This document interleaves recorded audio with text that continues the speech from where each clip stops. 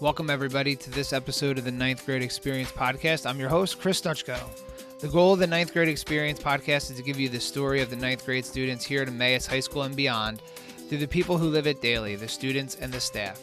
We will attempt to touch on real issues and stories that ninth grade students face in order to prepare them to know that ninth grade counts. And today we are going to continue on our EHS Career Month series.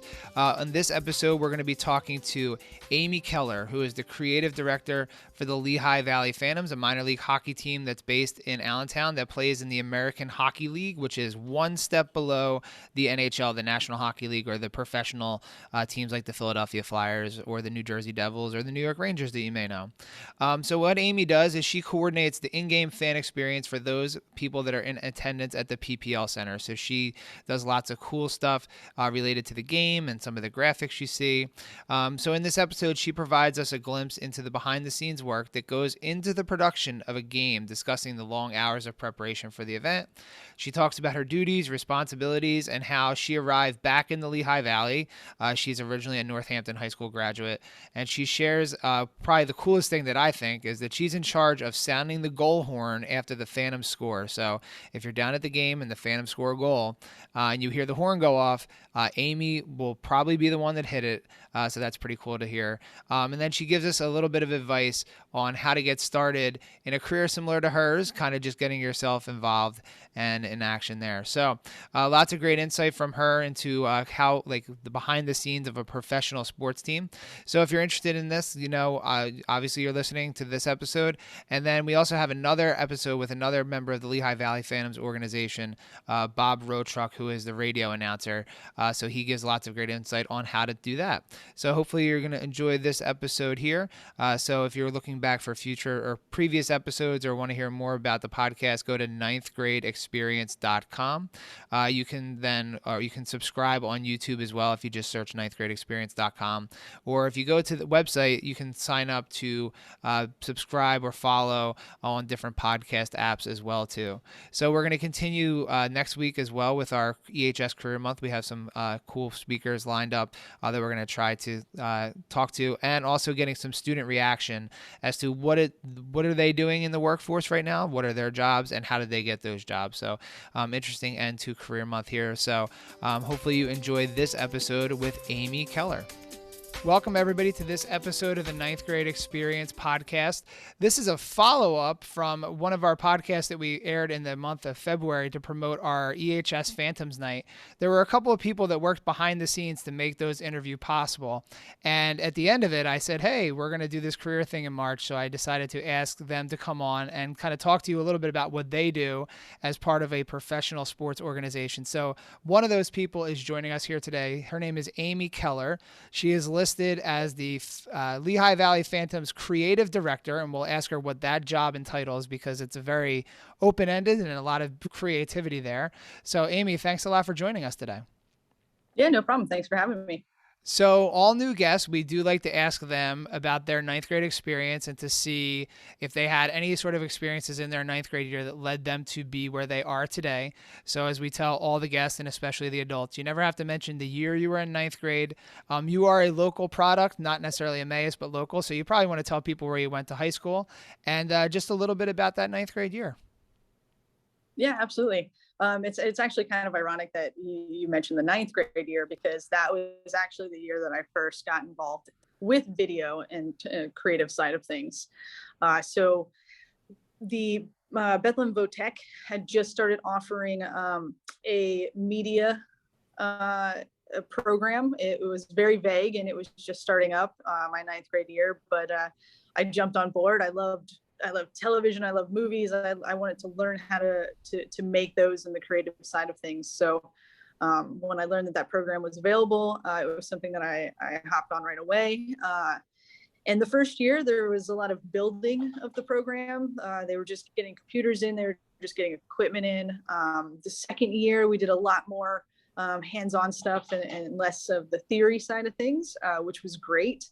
And then my final year in high school, I was really able to shoot, edit, produce, direct, everything that I really needed to learn to get me started. And then when I hopped to college, it was interesting because I actually was more advanced in my knowledge of media and creating it than a lot of students that had already attained a 4-year degree at other schools.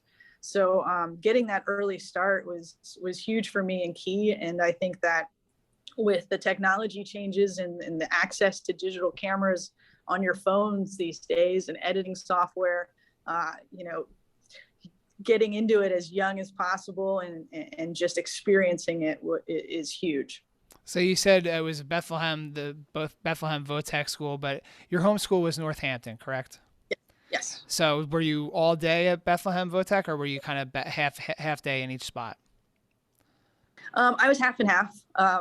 Like I said, the technology has changed so much. It wasn't something that was available in schools. I mean, we didn't even really have computers and laptops easily accessible to us. I don't want to, date myself too much, but yeah, it was a unique opportunity, and I'm not sure, what kind of programs you guys have there, but like I said, it's something as easy as using your cell phone, iPad to get involved with. So. And we talk to students a lot on our podcast about attending like LCTI, which is our technical school in Lehigh County, and just kind of having those opportunities. So it's, you took on and that's not one of those things that people traditionally think about when they go into like a technical school, is like film and media production. So that's kind of neat that they had that program even back when you took it. And then it allowed you to get that like hands-on experience. And I know, having been a journalist way back in the day here before teaching, that when you have that experience and you walk in with that, it's a huge leg up, and your career has kind of allowed you, we'll kind of go through kind of the career arc that you have to kind of explain to students, like, how do you arrive in the job that you're in? And especially in the sports world, it is not as easy as like flipping the camera on and becoming the next great sports sensation. So right now, your current position is the creative director at the Lehigh Valley Phantoms. So one of the reason that I found you is because when I went onto the website to look for a media relations person, I didn't see that specifically listed. So I came across creative director, and I thought, well, that will be somebody that I might be able to have some success reaching out to. So for the students or anyone that's watching, can you explain a little bit about what the creative director is and kind of what you're in charge of, like if they were to go to a game or if they're on the website or listening to the game online, like what are you in charge of? Yeah, sure. So we basically have two separate creative departments that work together to create everything that you see here inside the building, outside the building. And those two departments are basically our game presentation, video side, and then our graphics side. So, we create the look each season. We create the branding. If you come to a game, everything you see on any video board is something that we've created. When you see billboards outside of here, TV commercials, all of that stuff, we create in-house with our creative team. So, you're talking, it seems like you're a lot of the behind the scenes. So was there a time that you wanted to be on camera? Because I think a lot of times students, or even like people that just envision a world of like working in that field, think I have to be on camera. So like, did you realize at an early age that maybe you were focusing behind the camera? And what did you kind of know that you had to do in order to kind of secure some spots in that field?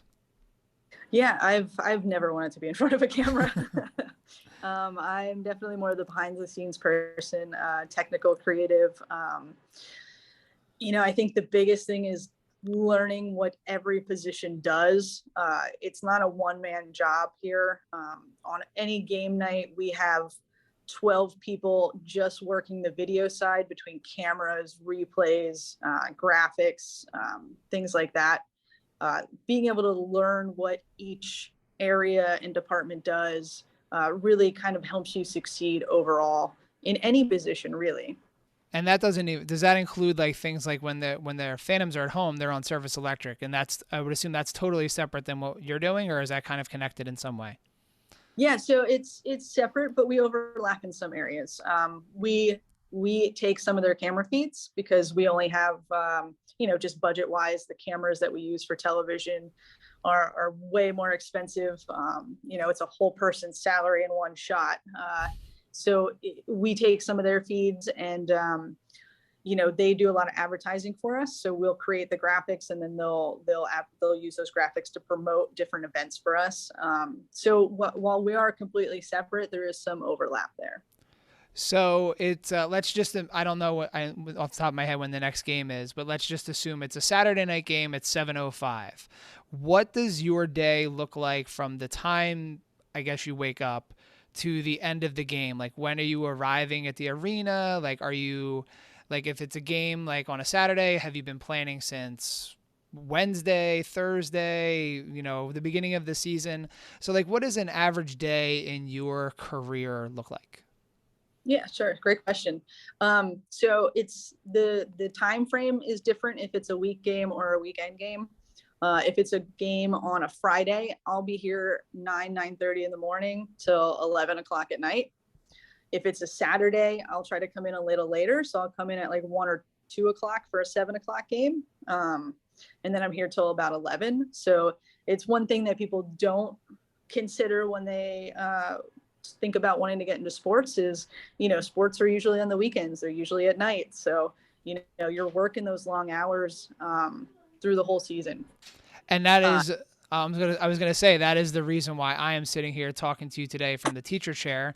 That was one of the things I did sports writing and sports journalism, and when I made the choice to get out of it, the decision was, sports happen on nights and weekends, and when you're in college and you're on your own and you're doing all that stuff, that's not what you think about, and then you get hit with the real world, and then it's like, ooh, I wish I probably should have thought about that as I'm sitting here at Friday night at 10 o'clock driving back from the high school football game and writing about that. So it's a good point to raise. So what exactly are you, so you say you arrive, let's just say on a weekday game day, you arrive at 9 a.m. Like, what are you doing to prepare for the game that night? I'm sure you're in meetings and making sure things are going to run smoothly and graphics, but like, what is it like that day? Are you like just constantly moving around? Like, what does it look like? Yes, it varies. So it kind of depends on where we are in the season. Cause like, for instance, this Saturday, we have a Saturday game followed by a Sunday game. So we're preparing for 2 games. So it's kind of getting everything together for both of those games.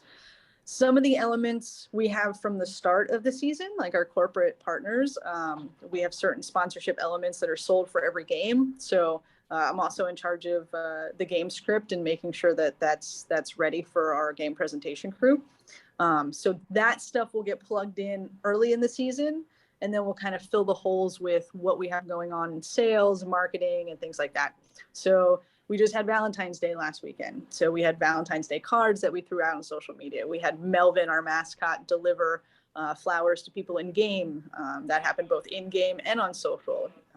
So just kind of getting a lot of that stuff organized, scheduled, and wrapped up, because not everything can be done ahead of time. We don't always know who's going to be at a game, and things change last minute. So, and a non-game day, is it more of a traditional, like, I'll say 9 to 5, even though that might not be the traditional times, but is a non-game day for you look like a little bit more traditional of a work schedule? Normally it's a 9 to 5. It'll change getting into the season. We'll do some longer nights just to get elements done. We don't get the players until a week before opening night. So there's headshots that we need to take. We need to put those into graphics. We need to put those into videos. So a lot of that stuff gets done at the very last minute getting into a season. So that stuff, we'll end up being here a bit later at night and working some weekends and things at home. Yes, that's, when you go to like a professional game like that, it looks so smooth and kind of, pretty effortless on the part of like all the work that goes into it. But like all those behind the scenes things, like people don't think about, like, even the coordination of, when certain sponsors are mentioned during the game, or like, it's the middle of the second period and that's when we do the, I don't know, the puck toss or whatever the stuff is, or, the different things that they would do. So there's a lot going on like in your position. So weird question, but do you ever get to watch any of the game? Uh, Sometimes, a lot of times it's kind of tough. I also on a game night, I'll be the one hitting the goal horn. So if there's a little bit of a delay in that, that's usually because I was doing something else to prepare for, a TV timeout or, an intermission, and I didn't see what happened. But yeah, a lot of times I don't get to watch a lot of the game. Okay, so I can't leave without asking. So you are the person in the arena that when they score a goal, when the Phantoms score a goal, you get to do the horn. Yeah, How much out of 10 how doing that. how much first of all, that's really cool, and second, like, how much responsibility is that? Like, there have been, like, I'm thinking of like the Sixers as an example, when they shot the confetti off too early or that kind of stuff. Have you ever had a moment where, and hockey can kind of be a little bit dicey with on the goal line, and then they do reviews and other stuff, so like, have you had a moment where you may have hit the horn accidentally, or it wasn't a goal? Oh yeah. Yes, I've actually accidentally hit a goal for the other team during playoffs. There was a new person working next to me, and I was doing something with the script, and the other team scored, and they went goal, and I thought it was us. So I hit the horn without looking, and then I looked up, and I was like, wait a minute, that's not the right end. And then I stopped. So yeah, that was embarrassing, because I play hockey too, and then also being in charge of that and hitting for the other team was it was a little brutal. So I still get harassed some. So your professional career in TV broadcasting has been primarily in hockey. Before you were at the Phantoms, you were working kind of in a similar-ish position with the Florida Panthers of the NHL, which is kind of cool.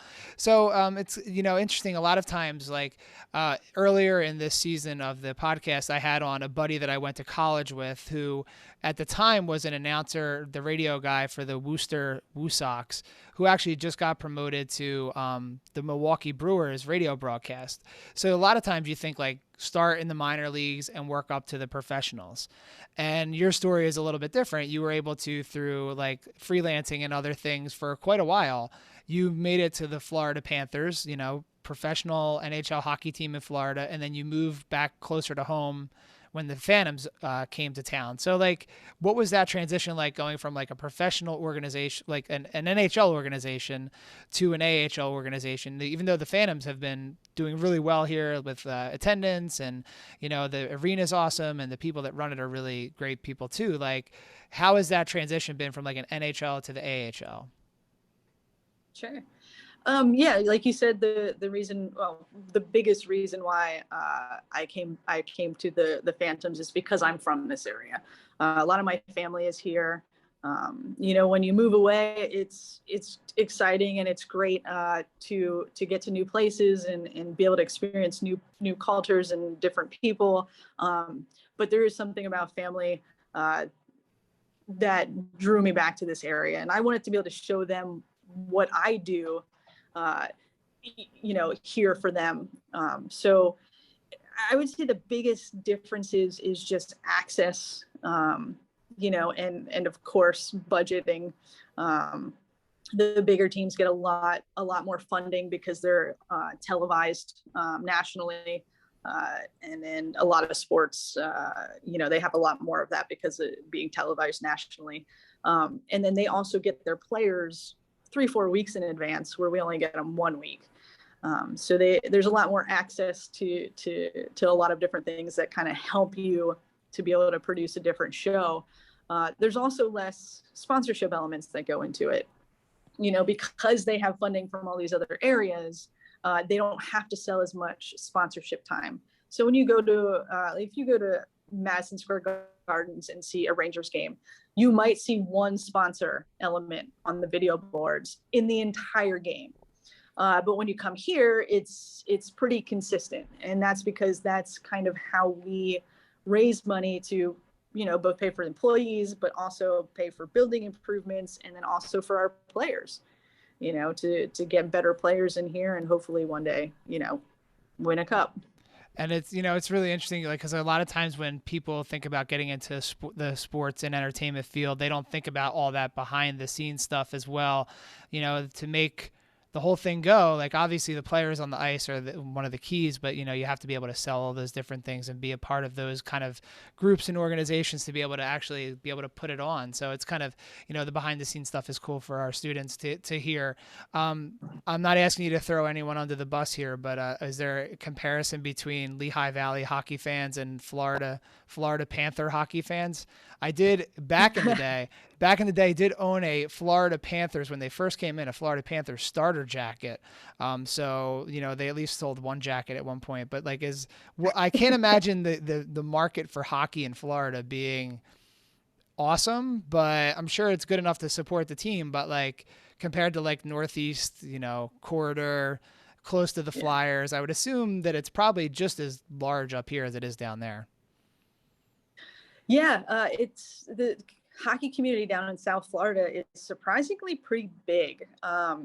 And you're starting to see that in the NHL now. You're seeing guys coming from South Florida playing in the NHL.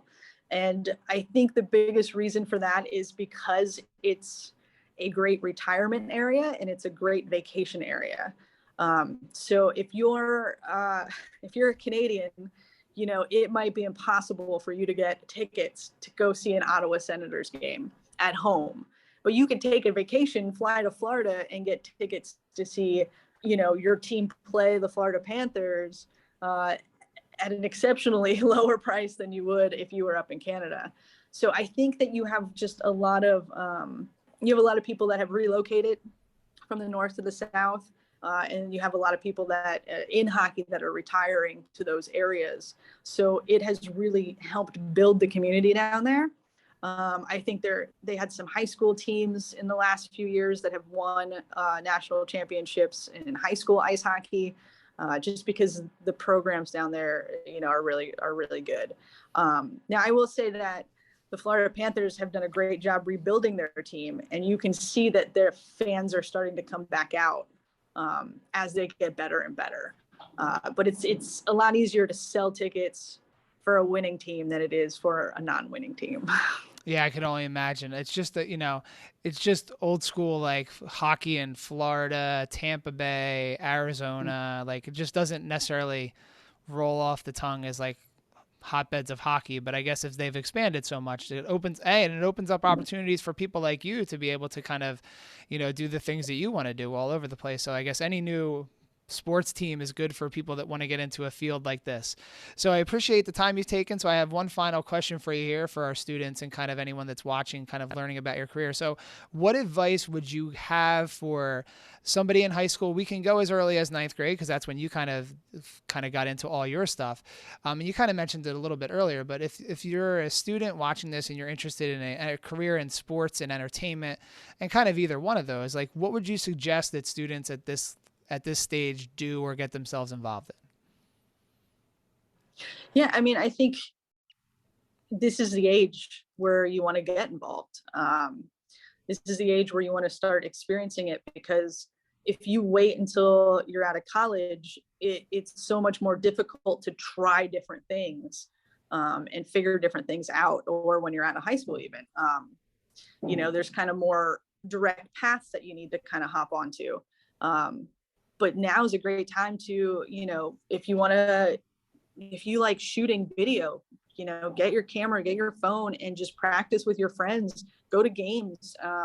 You know, the schools are great places for sports, you know, to hop in there and take photos, take videos, interview a player after a game just to see what it feels like, whether you're in front of the camera or behind the camera. There's definitely access to that type of stuff. And don't be afraid to talk to your teachers and your other school representatives. When I was in ninth grade and wanting to do this course, I was shy and more reserved, and I didn't go fight for it. But I had a teacher who knew that I wanted to do this. And, you know, she walked with me down to the principal's office and she made it happen for me. And really, I'm on that career path and I'm where I am because that teacher helped me take that step. So don't be afraid to reach out to your teachers and your different school guidance counselors and representatives there. So great message there at the end, reaching out to the people that can help and always being receptive to the help. So Amy, thanks a lot for joining us. And it's really fun to know now that anytime anyone listening goes to the Lehigh Valley Phantoms and the Phantoms score a goal, that 9 times out of 10, it will be you hitting the horn. So now we know it's, they're like, oh, that person was on the podcast, or that we know. So now you have an audience of people that, they're going to be listening for the horn to make sure that it all goes off at the right spot. So thanks a lot for joining us and sharing a little bit about your job and your career with the Lehigh Valley Phantoms. Absolutely. No problem. Thanks for having me.